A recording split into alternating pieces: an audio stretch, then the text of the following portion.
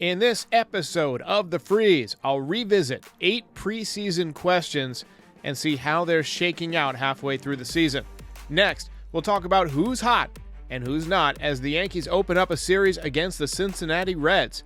We'll also talk about the state of the rotation. Does everyone just need a break? And finally, we'll do a farm report and I'll respond to your voicemails. It all starts now. I'm Derek, and this is The Frieze. Good afternoon. How do y'all like that? Swing and a miss on 2-2. Swing and a miss.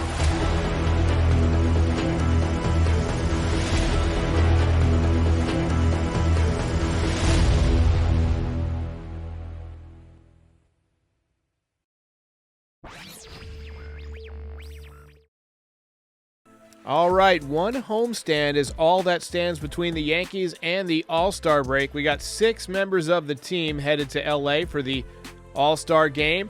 We might get Giancarlo Stanton as part of the home run derby, rumor has it. And the team is mostly healthy. That's been a big reason why they've done so well this year. They're also mashing home runs again. 146 home runs is first in the American League. They are 34-9 at home. They've been pretty much invincible, and they do finish out the first half with a homestand. They've had some low-risk acquisitions play key parts on this team. Matt Carpenter has come from out of nowhere and put up Shane Spencer-like numbers from '98. Jose Trevino was almost an afterthought, and now he's an American League All-Star. We'll have more on him in a few minutes. And the bullpen, defense, and base running have all improved drastically from last year. Just subtracting Clint Frazier from the base paths has been huge.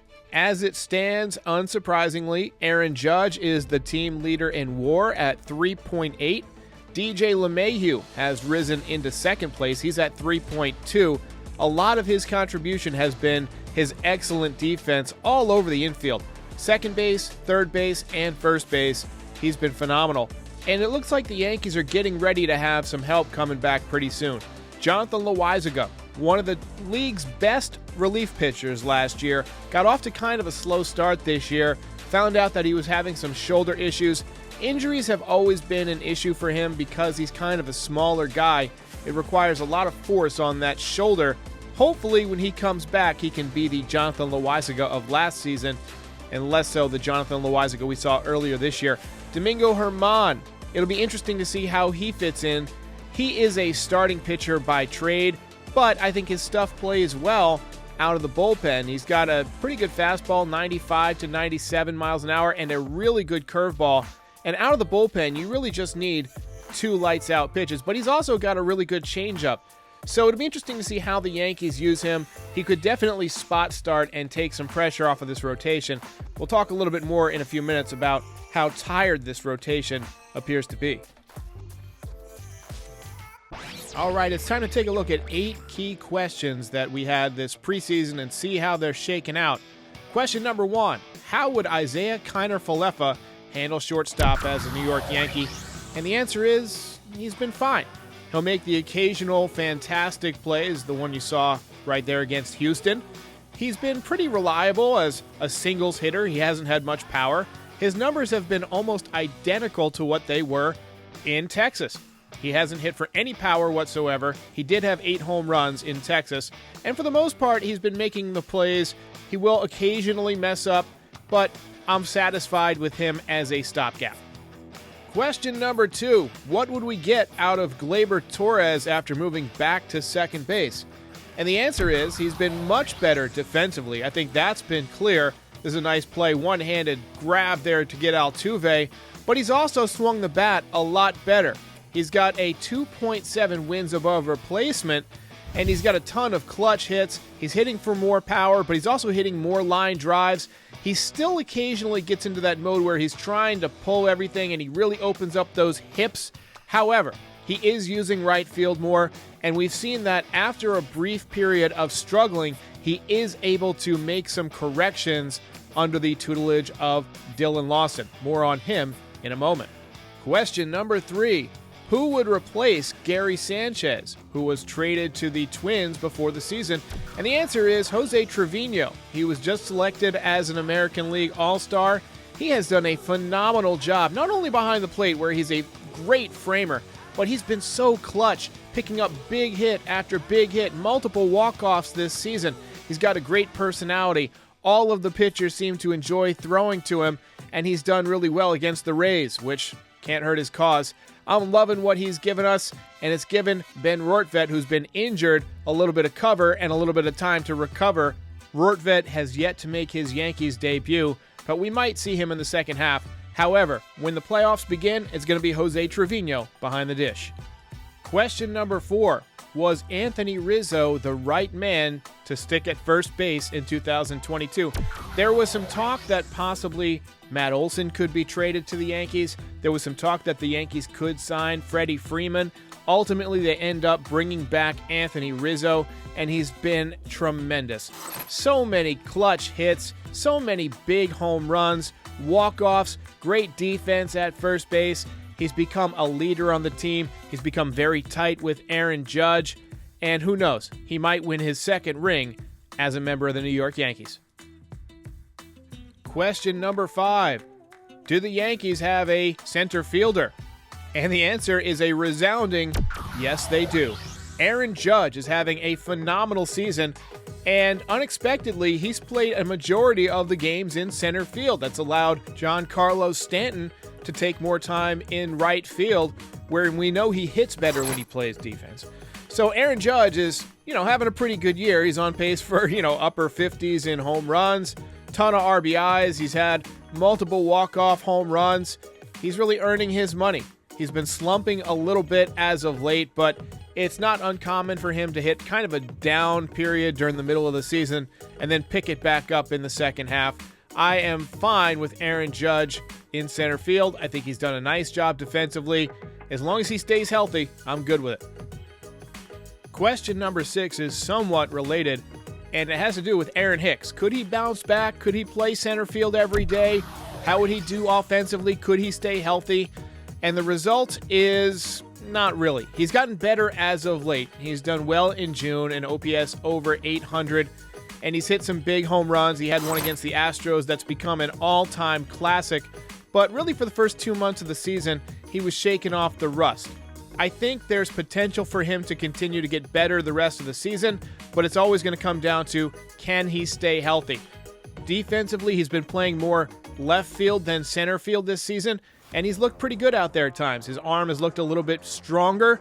He has had some clutch hits, and I'm not ready to give up on Aaron Hicks quite yet. I think he could have a good second half.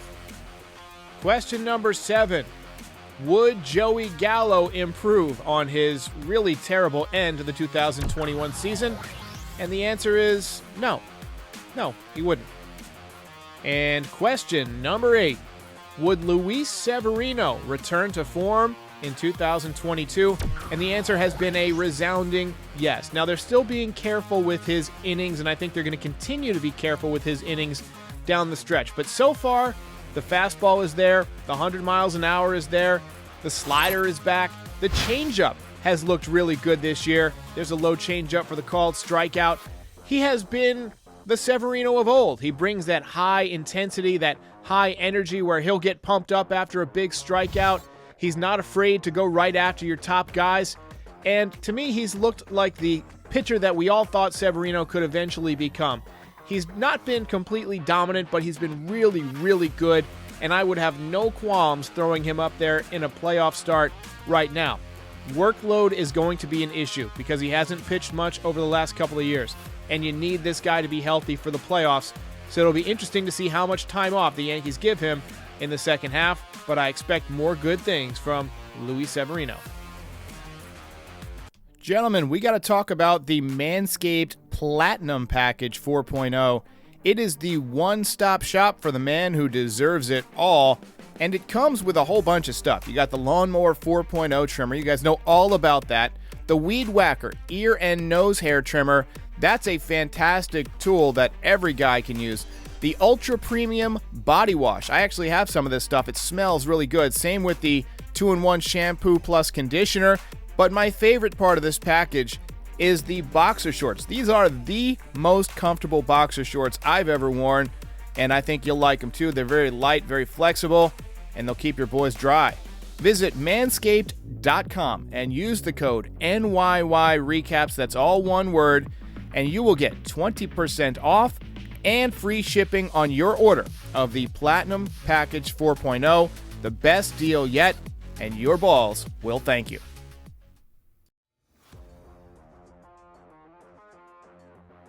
All right, let's take a quick look at who's been playing well and who has not. Aaron Hicks so far in July has a 1.423 OPS, 3 home runs, and 8 RBIs. He's really turned it on. He had a good month of June as well. Gleyber Torres hitting over 400 this month. Power has not been there, but I'm loving the line drives. Josh Donaldson, 800-plus OPS this month with 3 home runs and 11 RBIs. However, 11 strikeouts and just 1 walk for Donaldson. And who's not? Jameson Taillon, 9.58 ERA this month in 2 starts. Aaron Judge hitting just .258 this month with just 1 home run. He's cooled off a little bit with the long ball. And Giancarlo Stanton, seems like anything he hits, he destroys. However, hitting just .152 in the month of July.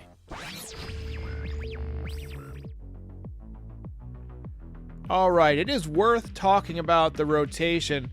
And it's been noticeable just from watching the broadcast that a lot of guys just don't have the same sharpness to their stuff that they had earlier in the season. We're seeing a lot of numbers regress back to the mean. And since we're just past the halfway point, I thought it would be a good time to check in on the rotation numbers at large. And if you project these out over a full season, it's pretty good. However, you got to worry about these guys that have been regressing some. First of all, let's talk about Garrett Cole. I think he's been fine. He is 8-2 with a 3.26 ERA. The strikeout numbers are there. The stuff is there. Obviously a great whip of 1.027. Jameson Taillon concerns me. He has gotten rocked for about a month straight, and I really think he needs the All-Star break to rest. If I were the Yankees, I would skip his next start so that he doesn't have to pitch again until after the All-Star break. Let's really let him get some rest. We never know how this guy's ankle is feeling either. This is a guy who had off-season surgery, and he's been pushed really hard. Nestor Cortez, we're seeing come back to the pack a little bit. 2.74 ERA. He's still 7-3. He's still got a lower whip than Garrett Cole, as does Luis Severino, who's having a very nice bounce-back year. We talked about him earlier. 3.11 ERA on the season, more than a strikeout per inning. Control's been fine. He does have the most walks of anybody in the rotation, but still a very nice ratio and a 1.024 whip. That leads the staff. And Jordan Montgomery, 3-2 on the year, not getting the wins proportionate to how well he's pitched, in my opinion. 3.19 ERA, 96 innings, 76 strikeouts, just 18 walks, and a 1.031 whip. I've seen a lot of people say that the Yankees just don't have the pitching. And while it's true that you could never have enough pitching, I still think they've got enough to win once you get to the playoffs. You got to figure adrenaline's going to be up. I think Garrett Cole, Luis Severino, and Nasty Nestor mix in a little bit of Jordan Montgomery and some of that great bullpen. I think the Yankees definitely have enough pitching to get it done, but 1 or 2 more arms will not hurt. Also, we'll see what Jonathan Loaisiga looks like when he comes back and whether or not Chapman can round back into form. All right, coming to the Bronx on Tuesday night are the Cincinnati Reds. They are 32-54 this season. That's dead last in their division. Way more runs allowed than scored. So the Yankees really should have no excuse other than to steamroll the Cincinnati Reds. We'll probably get Paul O'Neill as part of the broadcast team. He is from Ohio. He played for both the Reds and the Yankees. Reds do have some players worth watching. Luis Castillo having a very nice season. He's been linked to the Yankees and to other teams in trade rumors. 2.92 ERA so far this year, 1.099 whip. Brandon Drury, ex-Yankees, having a very nice year. He's got a 277 average with 18 home runs and an 873 OPS. This is something the Yankees probably saw coming a few years ago. He just couldn't stay healthy during his time with the Yanks. And Tyler Naquin, not having a phenomenal year, but he's somebody that is a solid professional left-handed hitter and can do some damage in the Bronx if you make a mistake to him. So Yanks are going to have to pitch him carefully. All right, let's take a look at how some of our guys are doing on the farm. Jason Dominguez, who will be playing in the Futures game, hitting 262 now. That OPS continues to tick upwards, 809 on the season. All of his numbers have gotten better each of the last few reports that we've done on him. 9 home runs now, 35 ribbies. I think you can count on Jason Dominguez getting to high A later this season. All of the numbers continue to improve for Anthony Volpe as well, and you'll see him at the All-Star Futures game also. 246 average, that continues to creep upwards, 11 home runs now. What strikes me is the 35 stolen bases so far in the minor leagues, and that OPS continues to tick up near 800. Oswald Peraza also making incremental improvements to his stats over the last couple of days. 242 average, 10 home runs, 29 RBIs on the season. He's creeping up towards 20 swipes on the year as well. 724 OPS on the season. The Yankees' third Futures game representative will be Ken Waldachuk. He's gotten hit around a little bit this month. His ERA up to 2.44. He's 6-3 on the year.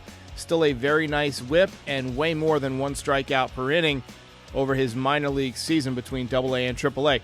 Luis Medina has gotten absolutely pulverized in 2 out of his last 3 starts. His ERA bottomed out at 3.00, but now it's all the way back up to 3.67. He has had a tough month of July so far. And Hayden Wesneski is now 4-7 after starting off 1-7. He's got a 3.79 ERA. That ERA has dropped under 4 where it had been for most of the season, so maybe he's putting it together as well. Austin Wells, recently promoted to AA, off to a bit of a slow start, just a 0.95 average so far. 8 home runs on the season, 892 OPS. Apparently teams are very interested in him on the trade market. Trey Sweeney hitting 233 this year. That's ticked up a little bit from last time we checked in on him. 9 home runs, 39 RBIs. Another guy who steals bags. 15 stolen bases so far this season. And Everson Pereira continues to play solid ball at high A. 274 average with a nearly 800 OPS on the season. As for Anthony Siegler, another former first-round draft pick switch-hitting catcher, he's had a decent year in high A this year. Still hitting 257, but that OPS over 870.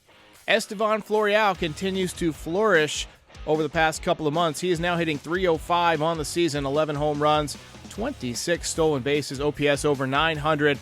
I think he could be ticketed as a trade piece, as could be Josh Bro, who is a catcher, was recently promoted to AAA, hitting 224 on the year. Promoted so that other teams could probably get a look at him, but 13 home runs and 30 RBIs in the minors this season.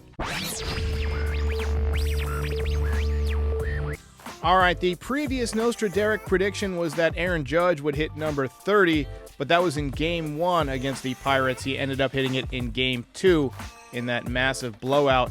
The prediction is that the Yankees will sweep the Reds in this series. Look, the Reds are just a terrible baseball team. The Yankees are coming off of a couple of frustrating losses in a row in Boston, but they've had a day off at home in the Bronx to sleep in their own beds, eat out of their own fridges, put on some fresh draws, and now I think they're going to come out ready to play. We're only about a week away from the All-Star game, so we're wrapping things up in the first half. Guys want to end on a high note before you have a few days off. Yanks are going to sweep. I don't think I'm going to say anything too original, but definitely our starters seem overworked, and they need to fortify the bullpen. Hopefully, maybe Loaisiga will do some good work when he returns. Maybe even Britton by the playoffs, it seems, is possible. But I think they should pick up another bullpen arm. Also, I think we need another, as everyone says, another contact-hitting outfielder like Benintendi. Seems like a good option. One guy I would just like to add on is Domingo Germán. Now, he's a guy who's traditionally been a starter, but I've always felt like his stuff would translate nicely out of the bullpen. And since he hasn't pitched in half the season, he essentially has a full tank of gas ready to go down the stretch to eat up some innings for some guys who, let's face it, are starting to labor a little bit. Jamison Tyone hasn't looked the same, neither has Nestor Cortez. I think that Domingo Germán could be a guy that can help out. Hey, Derek. This is RJ. It's my first time calling in. After seeing the rumors today on Benintendi, I think the Yankees must do it. And I think it just makes perfect sense, given that the way their lineup is currently built. It seems like it's always, every year, built to hit home runs. And I just feel like a guy like Benintendi would shake things up. He's a 300 hitter. They seem to lack that. He's a doubles hitter. He's a contact doubles hitter, and I feel like we haven't had a doubles guy since, outside of Andujar, maybe since Cano. I've always liked Benintendi. I've always thought he would be a great fit for the Bronx. But I want to echo your statement on doubles. People forget how important doubles are. They kind of electrify the ballpark. They can clear the bases if you got a couple of guys on base. I just love seeing guys who can rope one in the gap or down the line. And yeah, Robinson Cano was fun to watch as a doubles machine. So was Miggy. Hey, this is Roy Boy, originally from Brooklyn. I can tell you, if Judge had as many home runs as he hits ground balls to third base, he's rolling over every pitch, and he hasn't hit the ball solidly for a week or 10 days. I mean, you're not wrong on Judge having kind of a slump right now. I think he's a little bit fatigued, just like everybody else. Earlier in the year, we saw him hitting a lot of home runs to left field because, pitchers would try and come inside on him, and he was able to beat them to the spot. He was able to bring those hands in and get that barrel to the inner part of the plate or just off the inside part of the plate. I think as you see him be a little bit more tired, he's trying to cheat on that inside pitch, and he's either rolling over it or they're just beating him to the spot and he's hitting it off the trademark and getting those little choppers to third base and to shortstop. So I think he's just, probably a little bit of rest or a mechanical tweak or two away from being the Judge we all know and love. So I just wanted to talk about how the Yankees are kind of pulling some stuff of what the Rays have been doing in the past couple of years. They've turned a bunch of no-names into elite players or good players. Nestor's been so good this year. Clay Holmes has been elite. Jose Trevino's been so good. The Yankees have just turned into the Rays. One other thing that the Yankees do that the Rays have done in the past few years is they have a lot of interchangeable parts. The Rays have a lot of guys that can play multiple positions, and the Yankees have done that. You already had DJ LeMahieu in that role, but adding Marwin Gonzalez, and now Matt Carpenter has played left field, right field, third base, and first base a little bit. So I think that having all these interchangeable parts gives you a lot more roster flexibility and allows you to put the best lineup on the field in any particular matchup.